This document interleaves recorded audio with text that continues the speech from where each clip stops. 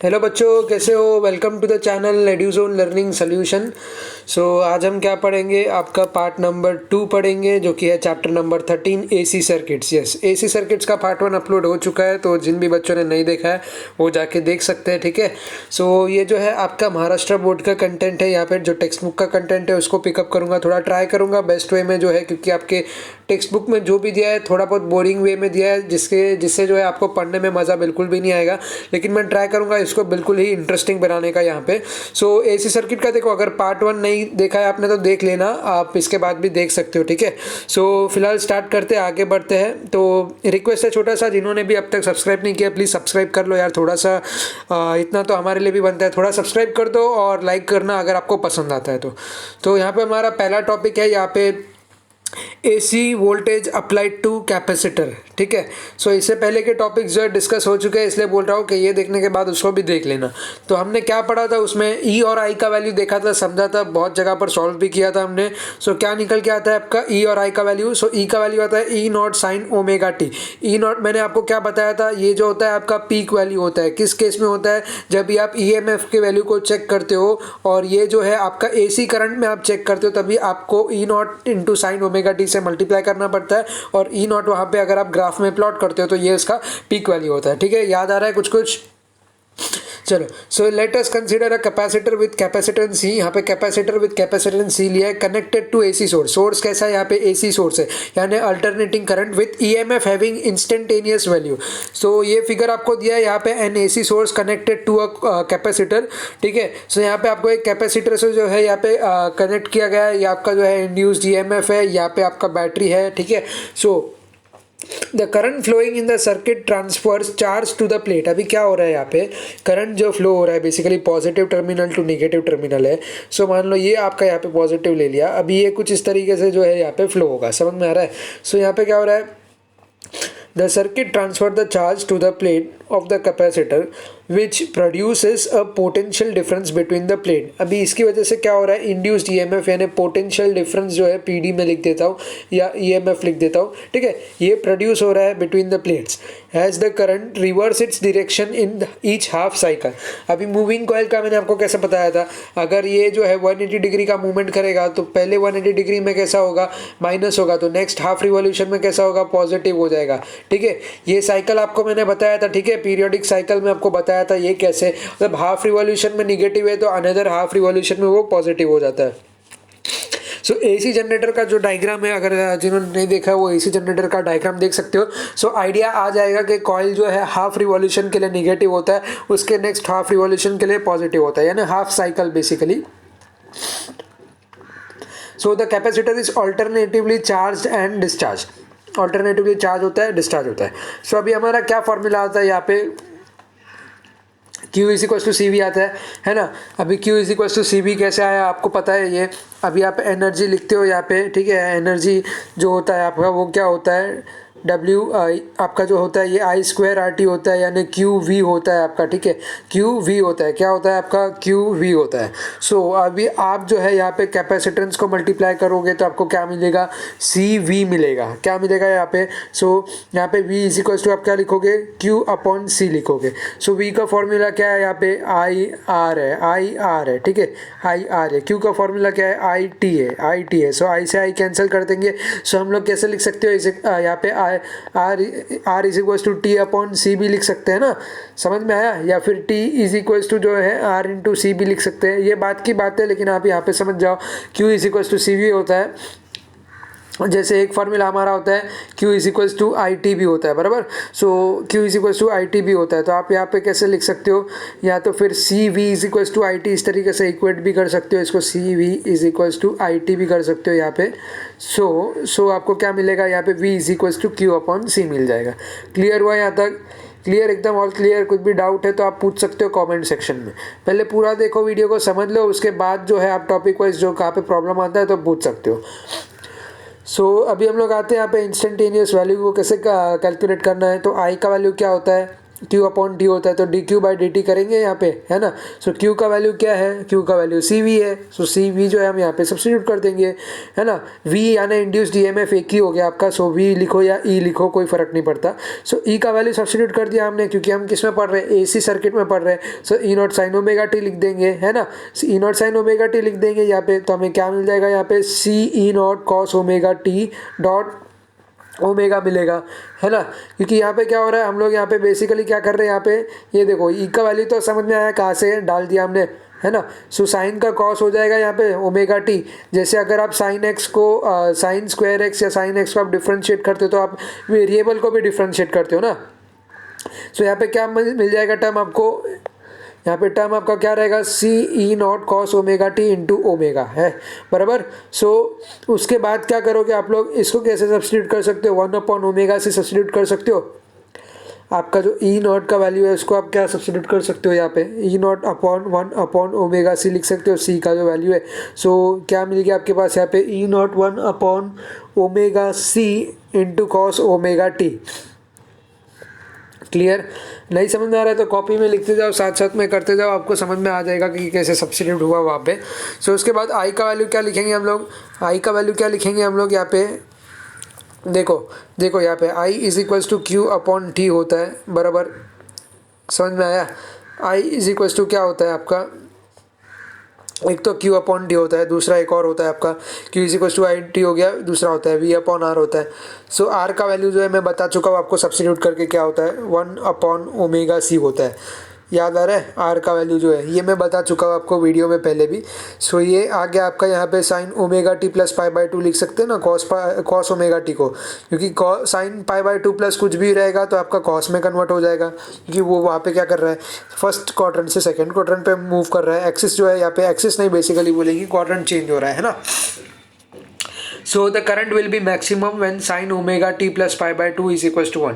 इस केस में आपका करंट जो है मैक्सिमम रहेगा, तो आपका वैल्यू क्या बनेगा, I is equal to I naught sine omega T plus pi by 2।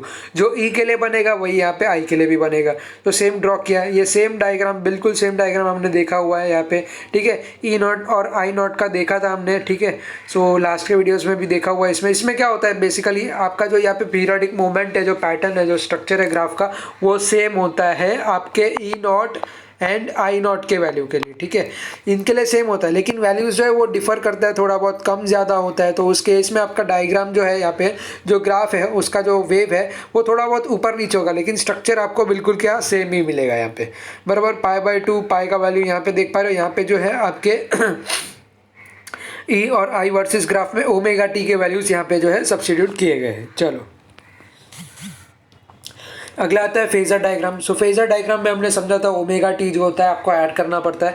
So again यहाँ पे क्या आ जाएगा आपका, I naught sine omega T plus pi by 2 आ गया, ठीक है। यहाँ पे कहाँ पर, वाई एक्सिस में, ये देखिए डैश लाइन जो है ड्रॉ किया है वहाँ पर, ये आपका ई हो गया, ये आपका ई नॉट हो गया। यहाँ पे आपने अगर इसको एंगल डेविएशन में निकाला, यहाँ पे ओमेगा टी इसका एंगल है ना, सो इसको एक्चुअल ई का वैल्यू तो ये है। ई नॉट के लिए कैसे निकालेंगे, सिर्फ ई नॉट तो करेक्ट आंसर नहीं है, E naught sine omega T आपको लिखना पड़ेगा यहाँ पे। चलो ठीक है, क्लियर।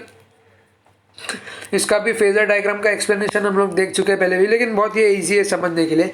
देखो, the phasor representing peak EMF makes an angle omega T in anticlockwise. Anticlockwise में ये क्या बनाएगा, ओमेगा टी बनाएगा, है ना, with respect to horizontal axis. ये हॉरिजॉन्टल एक्सिस हुआ आपका, क्योंकि अगर ये फ्लैट है तभी आप ई नॉट लिख सकते हो, लेकिन ये फ्लैट नहीं है, मतलब मूव कर रहा है 0 डिग्री से अप टू 180 डिग्री तक।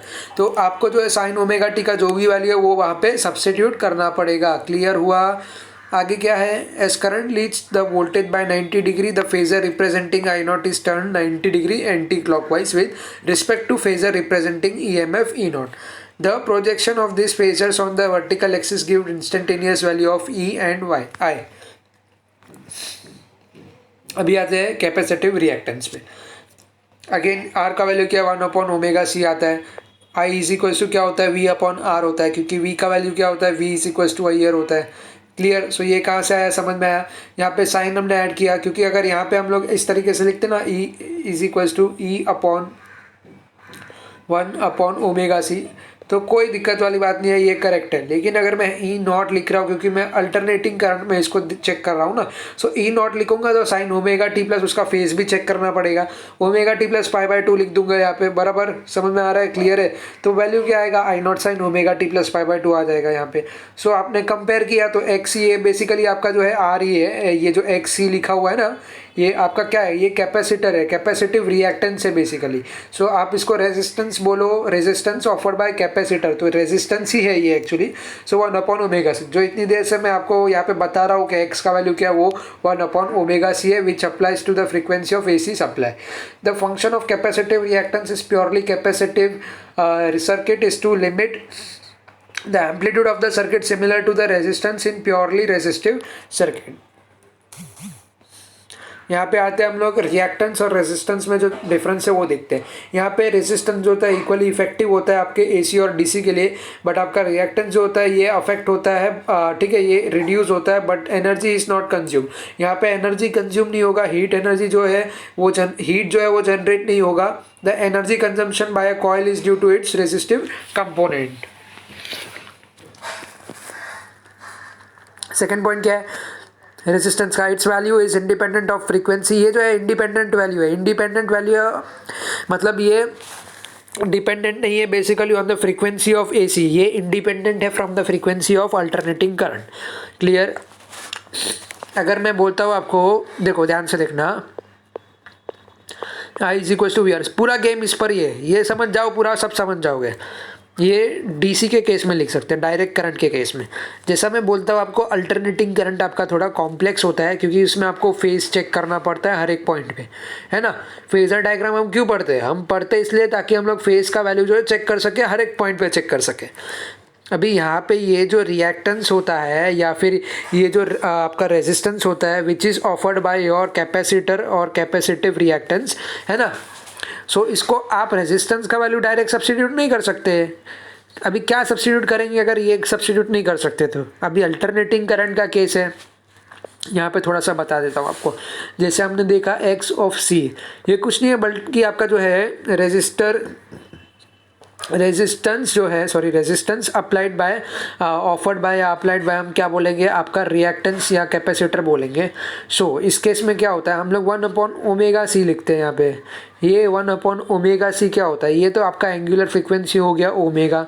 ये अगेन क्यों यूज़ होता है आपको मैंने जैसे बताया, ओमेगा टी अगर आपने ग्राफ में देखा है, ये पॉइंट आपका DC में हम किसके लिए चेक करते हैं, यहाँ पे मान लीजिए ये तो है DC में हम 0 डिग्री के लिए जो है हमेशा चेक करते हैं, ठीक है। सो ओमेगा टी आपका 0 हो जाता है तो हमें साइन ओमेगा टी उसमें कभी ऐड करने की जरूरत, मल्टीप्लाई करने की ज़रूरत नहीं पड़ती। लेकिन यहाँ पे फेस चेंज होता है हर एक पॉइंट पे, तो इसका कुछ तो वैल्यू बनेगा ना भाई। अगर फेस चेंज होगा omega T with respect to angular frequency तो कुछ तो चेंज होगा। सो हमें जो है ओमेगा यहाँ पे मल्टीप्लाई करना पड़ेगा। मैं चाहूँ तो R is equal to 1 upon C लिख सकता हूँ, लेकिन किस केस में, DC के केस में। लेकिन AC के केस में एंगुलर फ्रीक्वेंसी मैटर करेगा। सो 1 अपॉन ओमेगा सी मुझे लिखना पड़ेगा यहाँ पे, है ना। समझ में आ रही है बातें। सो इसको दूसरा मैं कैसे लिख सकता हूँ यहाँ पे, अभी देखो ये एक्स सी जो है 1 अपॉन ओमेगा सी मैंने लिख दिया, है ना। सो अभी इसको मैं कैसे लिख सकता हूँ, V अपॉन आई भी लिख सकता हूँ, V अपॉन आई भी लिख सकता हूँ। तो न्यूमेरिकल में अगर आप आई का वैल्यू कैलकुलेट करोगे तो आप कैसे लिखोगे, E naught omega C is equals to I. So ये भी एक आपका फॉर्मूला होता है यहाँ पे, E naught omega C equals to I. जब भी आपके पास कैपेसिटेंस का वैल्यू दिया जाता है, कैपेसिटेंस का वैल्यू दिया जाता है, एंगुलर फ्रीक्वेंसी का होता है और EMF का वैल्यू होता है, तो आप करंट निकाल सकते हो यहाँ से। समझ में आ रही है बातें। दूसरा जो है आपका यहाँ पे आई का जो वैल्यू है यहाँ पे आप कैसे अभी मान लो E नॉट को मैं सब्सटीट्यूट कर देता हूँ, क्या सब्सटीट्यूट करूँगा, आई नॉट स्क्वायर RT भी मैं सब्सटीट्यूट कर सकता हूँ, है ना। सो ओमेगा सी से अगर मैं मल्टीप्लाई कर देता हूँ ओमेगा सी से, सो मुझे क्या वैल्यू मिल जाएगा यहाँ पे, आई का जो वैल्यू है यहाँ पे भी मैं आई नॉट ओमेगा टी से लिख सकता हूँ यहाँ पे। तो क्या बनेगा ये, देखो ध्यान से देखना, ये आई नॉट स्क्वायर RT है, ठीक है। और मल्टीप्लाई किससे कर दिया मैंने, साइन स्क्वायर ओमेगा टी से मैंने इसको मल्टीप्लाई कर दिया। सो ये आपका क्या हो जाएगा, ये आपका एनर्जी हो जाएगा, लेकिन in the form of with respect to induced EMF, ठीक है। सो ये एनर्जी को आप कैसे सब्स्टिट्यूट करोगे, अगेन ये आई स्क्वायर RT तो इतना आपको समझ में आ गया ना। अगर आप इसका मैक्सिमम वैल्यू ले लेते हो, मतलब आपको पता है कि इसका जो साइन 0 है 0 है, ठीक है, सो या साइन 90 है 1 है, तो आप क्या लोगे इसके लिए, आई स्क्वायर आर टी डायरेक्टली लिख सकते हो। सो एनर्जी का वैल्यू क्या आ जाएगा, आई स्क्वायर आर टी आ जाएगा। क्लियर हुआ। सो यहाँ पे सेकेंड पॉइंट पे आता है, its value is dependent of the frequency of A C. Inductive reactance X is equals to X L is equals to 2πfl। अभी ये भी एक एग्जांपल होता है हमारा, X C is equals to 1/ओमेगा सी होता है। सो ये X L is equals to क्या होगा, 2πfl होगा। यहाँ पे आपका एल क्या है, ये इंडक्टिव रेजिस्टेंस है आपका, एल का जो वैल्यू है 2πf आपका क्या है यहाँ पे, फ्रीक्वेंसी ऑफ एसी है। सो आप इसको डायरेक्टली ऐसे भी लिख सकते हो, X C is equals to 1/2πfc, 1/2πfc लिख सकते हो, क्योंकि आपका जो एल का वैल्यू है, एल का वैल्यू किसके बराबर होता है, 1/c के बराबर होता है। सो एक्स सी आप लिखोगे, एक्स सी तो आप कैसे लिखोगे, 1/2πfc लिखोगे बराबर, और एक्स एल आप लिखोगे तो कैसे लिखोगे, 2πfl। दोनों में से एक वैल्यू आपको दिया रहेगा न्यूमेरिकल में सॉल्व करने के लिए, तभी आप कैलकुलेट कर पाओगे। अभी यहाँ पे क्या आता है, थर्ड पॉइंट पे हमारा, current opposed by a resistor is in the phase with the voltage. अब ये अपोज होता है, करंट आपका कब अपोज कर जाता है, क्योंकि उसमें रेजिस्टर जो होता है फेज में अटैच्ड होता है, और जब भी है उसमें वोल्टेज पास होता है, ठीक है। तो विद द वोल्टेज जब होगा तभी आपका करंट जो है अपोज कर जाएगा। Current oppose by a pure inductor lags in phase while that oppose by a pure capacitor leads in phase. अभी अपोज होगा तभी ये जो है प्योर इंडक्टर लैग कर जाएगा, और जब भी आपका जो है यहाँ पे अपोज बाय प्योर कैपेसिटर है, पहले इंडक्टर था अभी कैपेसिटर है, तो कैपेसिटर के केस में वो लीड कर जाएगा, तो वैल्यू आपका पॉजिटिव आएगा। यहाँ पे एग्जांपल है वो देखते हैं। कैपेसिटर का दिया है 2 माइक्रोफराड, क्या दिया हुआ है, 2 माइक्रोफराड दिया हुआ है। इस connected to AC, source of EMF दिया है 250 साइन 100πt, यानी ई नॉट का वैल्यू आपका 250 है, साइन ω/t, ω/t होता है, तो ओमेगा का वैल्यू यहाँ पे 100π है, ओमेगा का क्या वैल्यू है, 100π। इक्वेशन लिखने बोला है for instantaneous current. Instantaneous current हमारा क्या हो जाएगा, यहाँ पे आई का वैल्यू हमें निकालना है। And give reading of AC ammeter connected in the circuit, ये रीडिंग भी आपको देना है, ठीक है। तो पहले हम लोग क्या करते हैं, इंस्टेंटेनियस करंट निकालते हैं थ्रू सर्किट। ये सी का वैल्यू आ गया, ई नॉट का आ गया, ओमेगा आ गया बराबर, सब कुछ आ गया आपके पास। ये फॉर्मूला मैंने आपको लिख के बताया था, ठीक है, अभी जस्ट मैंने लिख के आपको बताया था, सॉल्व किया था पूरा तभी। I is equal to I naught sine ω/t plus π/2 आ गया है ना। सो कैसे सब्स्टिट्यूट कर देंगे, आई नॉट का वैल्यू हम लोग कैसे सब्स्टिट्यूट कर देंगे, यहाँ पे आई नॉट का वैल्यू हो जाएगा आपका ई नॉट, और आर का क्या वैल्यू आ जाएगा आपका, ω/c आएगा। आर का क्या वैल्यू आ जाएगा आपका, ω/c आ जाएगा। ई नॉट साइन ω/t लिखते हैं ना हम लोग। सो इस केस में कैसे लिखेंगे हम लोग, आई को अगर मल्टीप्लाई करना है तो E/R होता है ना, देखो सॉल्व करके बताता हूँ। ये हो गया आई आपका, ये E0/R होता है अगर मैं आई नॉट का वैल्यू निकाल रहा हूँ तो। सो अभी मैं आई नॉट को अगर सब्स्टिट्यूट करता हूँ तो E0R का वैल्यू है हमारा 1/ωc। सो इसको ऊपर भेज दो, ω/c आ गया, यहाँ पे आया, साइन ω/t वैल्यूज डाल दो, खत्म, आपके पास आ गया। यहाँ पे सिंपल है, कोई टफ नहीं, आपको धीरे धीरे समझना है चीज़ों, बस धीरे धीरे समझो बस, और कुछ नहीं। इसको एलसीआर सर्किट बोलेंगे। एलसीआर सर्किट में आपका क्या होता है, यहाँ पे इंडक्टेंस होता है यहाँ पे, और कैपेसिटेंस होता है, रेजिस्टेंस होता है, और ये ईएमएफ जनरेट होता है यहाँ पे। और उसके बाद हम लोग क्या देखते हैं, यहाँ पे करंट फ्लो देखते हैं। इंड्यूस्ड ईएमएफ आर है, इंड्यूस्ड ईएमएफ सी है, और इंड्यूस्ड ईएमएफ एल है। सो यहाँ पे क्या है, आई का जो टर्म है वो रेगुलर है अपने पास। अभी हमें ई आर निकालना है, तो क्या कैसे निकालेंगे, ई आर इसके लिए देखो, ये वाले टर्म के लिए, ठीक है, इस वाले टर्म के लिए ई आर भी निकालेंगे हम लोग, सी के लिए भी निकालेंगे, ठीक है। सो कैसे निकालेंगे, अभी देखो is equals to I R होता है। अभी ई एल निकालना है मुझे, तो मैं कैसे निकालूंगा, यहाँ पे आर की जगह पे मैं क्या पुटअप करूँगा, एक्सएल पुट कर दूंगा। So E L is equals to I into XL लिख सकते हो आप लोग। क्लियर हुआ, यहाँ पे ये टर्म क्लियर हुआ, ये टर्म कहाँ से आया, बस इतना ही आपको यहाँ पे समझना है। उसके बाद क्या होगा, यहाँ पे अभी यहाँ पे अज्यूम किया है ई एल जो है आपका ग्रेटर देन ई सी है, रिप्रेजेंटेड बाय ओ बी, इन्होंने जो डायग्राम में बताया हुआ है। तो देखो यहाँ पे मैं आपको प्रूफ जनरली बता देता हूँ कैसे करना है। सो ओके का जो वैल्यू है वो कैसे करोगे आप, मल्टीप्लाई यहाँ पे पाइथागोरस थ्योरम से जो है उसको सॉल्व करना है। So O A square plus O B square कर दोगे। अभी आपका ओ बी क्या है, E L minus E C square है, बस सब्स्टिट्यूट कर दो, आपको क्या आ जाएगा वैल्यू यहाँ पे, आपको वैल्यू क्या आएगा यहाँ पे E naught upon I not, और यहाँ पे जो है इस पार्ट को हम लोग कैसे लिखेंगे, जेड के पार्ट को R square plus R square आपका रेगुलर और plus X L minus X C the whole square. Clear हुआ? क्लियर हुआ? आपको कंपेयर कर रहे हैं ना हम लोग अबाव इक्वेशन को, V upon I equals to R, तो क्वांटिटी क्या मिला, R square plus X L minus X C the whole square. यहाँ पे थोड़ा सा मिस्टेक है, इन्होंने स्क्वायर डाला नहीं है, चलो ओके। सो क्या आता है हमारे पास यहाँ पे, इसको क्या बोलेंगे हम लोग, एसी सर्किट को इस कॉल्ड द एडमिटेंस बोलेंगे, और ऐसा यूनिट क्या दिया है हमारे पास, ओम इनवर्स और सीमेन, ओम इनवर्स बोलेंगे, ओम इनवर्स या सीमेन बोलेंगे। चलो एक और एग्जांपल है, दो एग्जांपल है, इसको सॉल्व करते हैं। पहले 13.5 देखते हैं।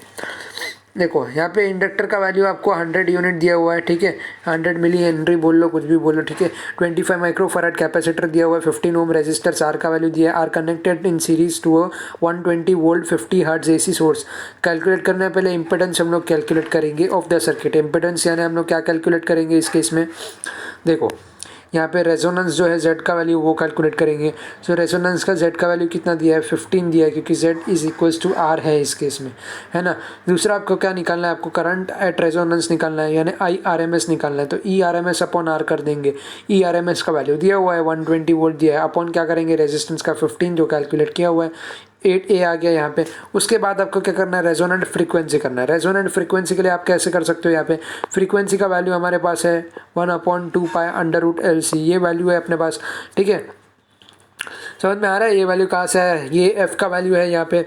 सो इसको आप कैसे लिख सकते हो, अगर आपको, चलो ये एल सी का वैल्यू आप सब्स्टिट्यूट कर दो, आपके पास जो है अभी राइट नाउ एल सी का वैल्यू है, तो वो आने के बाद आपको कैलकुलेट करना पड़ेगा। यहाँ पे देखो, यहाँ पे मैंने आपको बताया हुआ है, कहाँ गया इसका, ये रहा, यहाँ से आप इसको निकाल सकते हो। देखो ये वाला जो वैल्यू है ना, इसको पहले इक्वेट कर दो। इक्वेट करोगे एक्स एल और एक्स सी को, यहाँ पे 2πfl है, 2πfl, ठीक है। सो अगर मेरे को एल का वैल्यू जो है, तो एल का वैल्यू क्या आ जाएगा, एल का वैल्यू आ जाएगा 1/c आ जाएगा यहाँ से, है ना। सो आप इसको अगेन यहाँ पे देख लो, सेम सब्स्टिट्यूट कर दोगे तो आपको समझ में आ जाएगा ये वैल्यू कहाँ से आया, ठीक है। सो ये लिख दिया हमने 1/, ये जो है बेसिकली आर स्क्वायर आप समझ सकते हो, जो एल सी है उसको आप क्या समझ सकते हो, आर स्क्वायर समझ सकते हो, यानी 1/2πr हो जाएगा, 2πr हो जाएगा, ठीक है। सो ये एफ का वैल्यू क्या आ गया, 1/2πr हो गया, या फिर आप लिख सकते हो 1/ओमेगा, सॉरी टी का वैल्यू क्या होता है आपका 2π/ओमेगा होता है ना। सो एफ का वैल्यू क्या हो जाएगा, ओमेगा अपॉन 2π हो जाएगा। सो ओमेगा का वैल्यू क्या होता है, ओमेगा का वैल्यू होता है आपका 1/√LC। क्लियर, 1 ओमेगा का वैल्यू क्या है, 1/√LC। ओमेगा का वैल्यू क्या है, 1/√LC, ठीक है। याद रखो इस चीज़ को, ऐसे ही सॉल्व करना है आपको। एक फार्मूला को अलग अलग फार्मूला से रिलेट करोगे तभी आपको जो है फार्मूला का मीनिंग समझ में आएगा। यहाँ पे अभी आपको एग्जांपल दिया है, कॉइल का 0.01H दिया है, इंडक्टेंस का वैल्यू 1 रेजिस्टेंस दिया, 1 ओम रेजिस्टेंस दिया है, बोला है कि कनेक्टेड है 200 वोल्ट से, 200 वोल्ट से कनेक्टेड है, यहाँ पे 50 हेनरी है, सॉरी 50 हर्ट्ज है, यानी एफ का वैल्यू है एसी सप्लाई में। क्या बोल रहा है, इम्पेडेंस फाइंड करना है, इम्पेडेंस फाइंड करना है आपको, ठीक है। सो इम्पेडेंस आप लोग कैसे फाइंड करोगे, पहले तो आपके पास क्या क्या है वो लिख दो। इंडक्टेंस है एल है, इम्पेडेंस बोले तो आपको क्या निकालना है, यहाँ पे आपको जेड का वैल्यू निकाल लेना है। जेड का वैल्यू निकाल लोगे तो पहले रेजिस्टेंस आपको आर दिया है, ई नॉट का वैल्यू दिया है, फ्रीक्वेंसी दिया है। Impedance Z is equals to क्या होता है आपका एक्सएल माइनस एक्सी स्क्वायर होता है, लेकिन एक्सी नहीं है तो आप एक्सएल स्क्वायर से भी निकाल सकते हो। So R square plus XL square under root में डाल देंगे। वैल्यूज हमारे पास है इन सब चीज़ की, 3.297 ओम आ गया यहाँ पे। अभी 10φ का वैल्यू क्या होता है, ओमेगा एल अपॉन आर होता है। 10φ का वैल्यू क्या होता है यहाँ पे, ओमेगा एल अपॉन आर होता है, ठीक है। अभी ये फाई का वैल्यू जो है इसको हम लोग कैसे लिखेंगे, 10 inverse omega L upon R भी लिख सकते हैं। सो ओमेगा का वैल्यू क्या होता है, 2πf होता है या 2π/t होता है। सो एफ का वैल्यू हमारे पास है, तो हम लोग टी की जगह पे, टाइम पीरियड की जगह पे फ्रीक्वेंसी यूज़ करेंगे, ठीक है। सो 2πfl लिख दिया, 2πfl लिख दिया यहाँ पे। रेजिस्टेंस का वैल्यू 1 दिया हुआ है। सो फाई का वैल्यू यहाँ पे, फेज का वैल्यू, फेज डिफरेंस निकल के आ जाएगा आपके पास, जो 72.35 उसको π/180 से मल्टीप्लाई कर दो, फेज का वैल्यू आ जाएगा।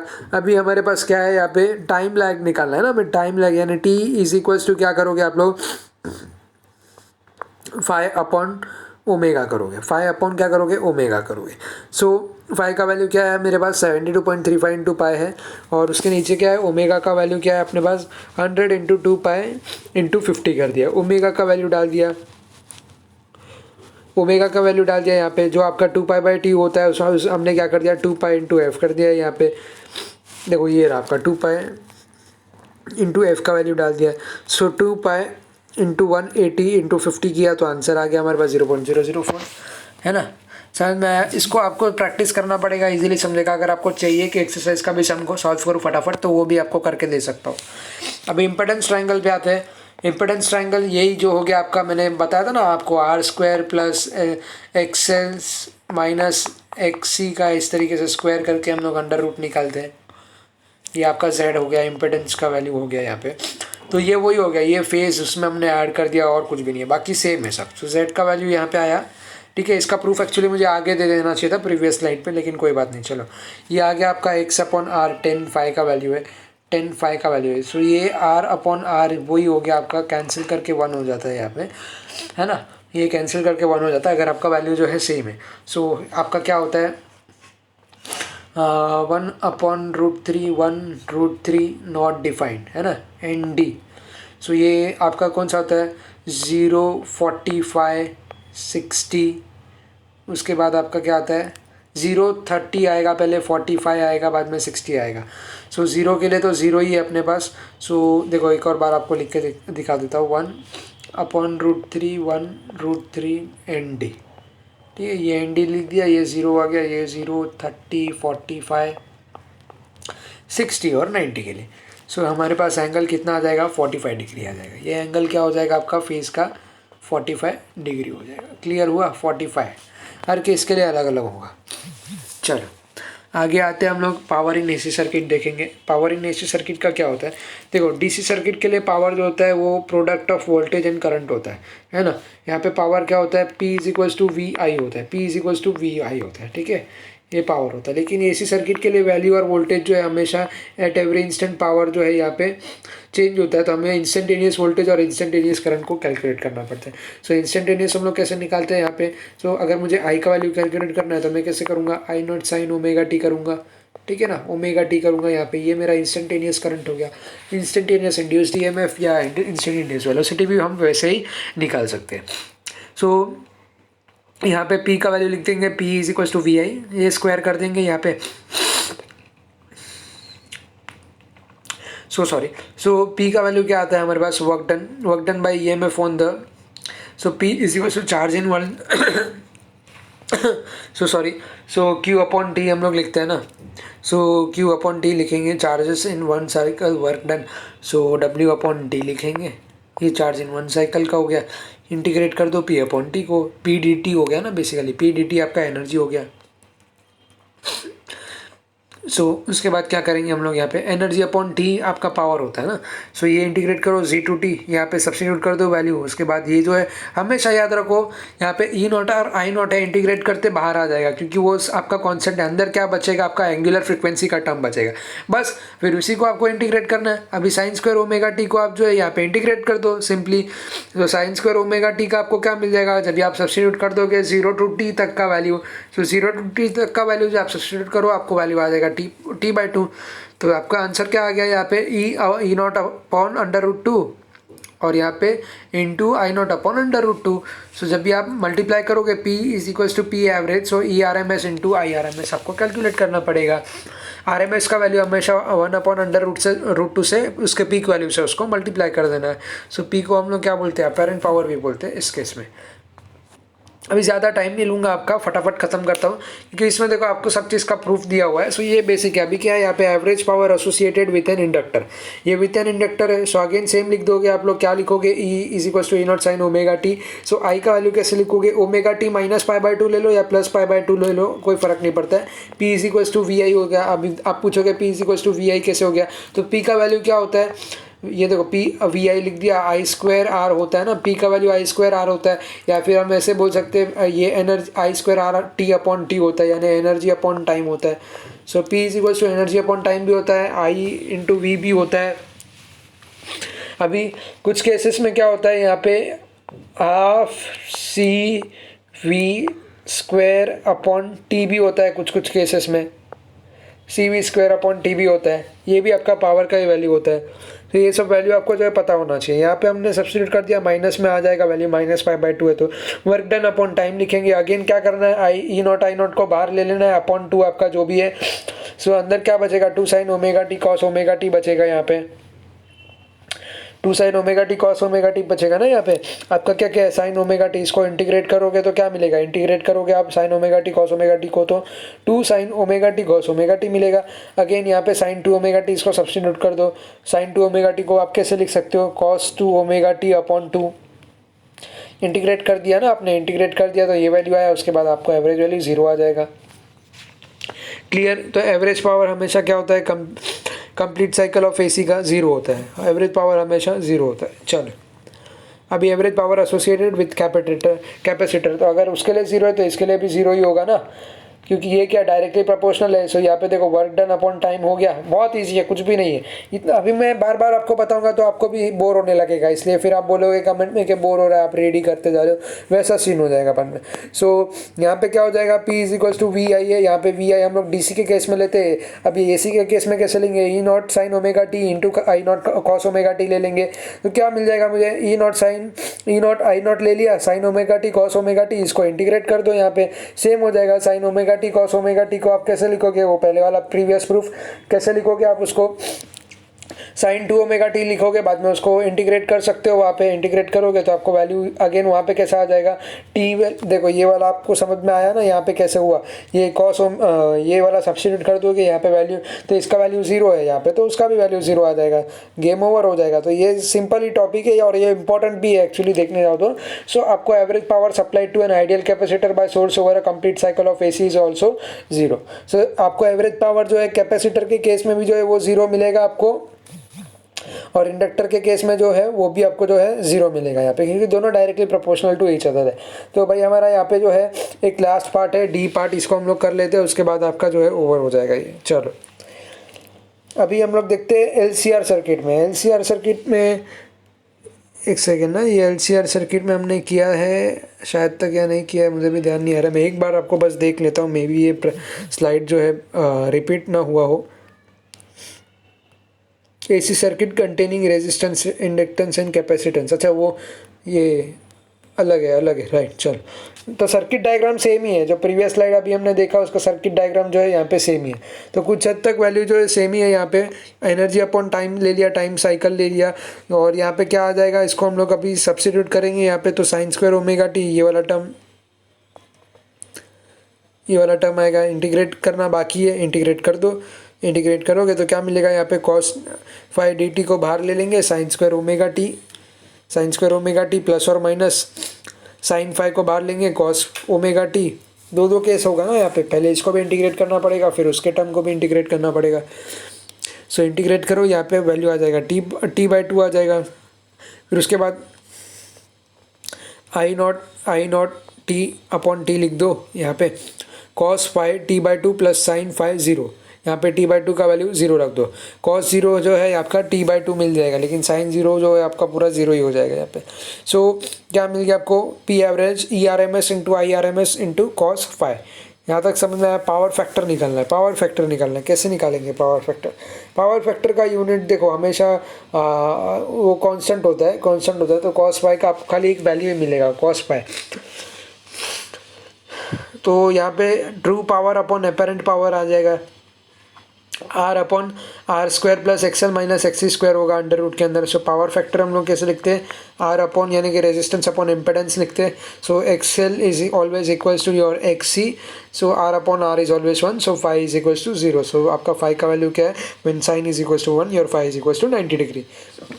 सो average power consumed in a pure inductor और ideal capacitor P average is equals to IRMS into ERMS into cos 90 that is 0। Clear, all clear. बहुत इजी है टॉपिक, थोड़ा और प्रैक्टिस करो, ऐसा लगता है कुछ भी डाउट है तो मुझे आप पूछ सकते हो कमेंट सेक्शन में। जो कि ओपन है हमारा 24/7। देखो कुछ भी प्रॉब्लम है आप पूछो बिंदास, ऐसा नहीं, आपका जो भी कमेंट होगा ऑलवेज जो है वो वेलकम है। ऐसा अगर आपको लगता है कि भाई नहीं समझ में आया तो उसके लिए शॉर्ट वीडियो बना दूंगा एक स्पेसिफिक टॉपिक के लिए। बाकी लगता नहीं है इस पर जो है वीडियो वापस बनना चाहिए। अगर आपको ऐसा लगता है, कोई भी डाउट हो तो जो है आप मुझे कांटेक्ट कर सकते हो यहाँ पर भी, या तो फिर आप जो है मुझे आईडी पर कांटेक्ट कर सकते हो। केवल छेड़ा मेरी आईडी है, यहाँ पे _ केवल छेड़ा इंस्टाग्राम पे मेरे को मैसेज करके आप पूछ लेना। चलो ठीक है, वहाँ पे आपको रिप्लाई ज़रूर दूंगा। बस आपका सपोर्ट चाहिए, सब्सक्राइब करो, मैं भी आपको सपोर्ट दूंगा। दोनों है यहाँ पे, रिलेटिव बॉन्डिंग होनी चाहिए, ठीक है। यहाँ पे जो हम लोग बॉन्डिंग स्टूडेंट और टीचर का होना चाहिए, बिल्कुल जो है एक दूसरे के लिए होना चाहिए। सो मिलता हूँ नेक्स्ट वीडियो के लिए। So take care, thank you, bye bye.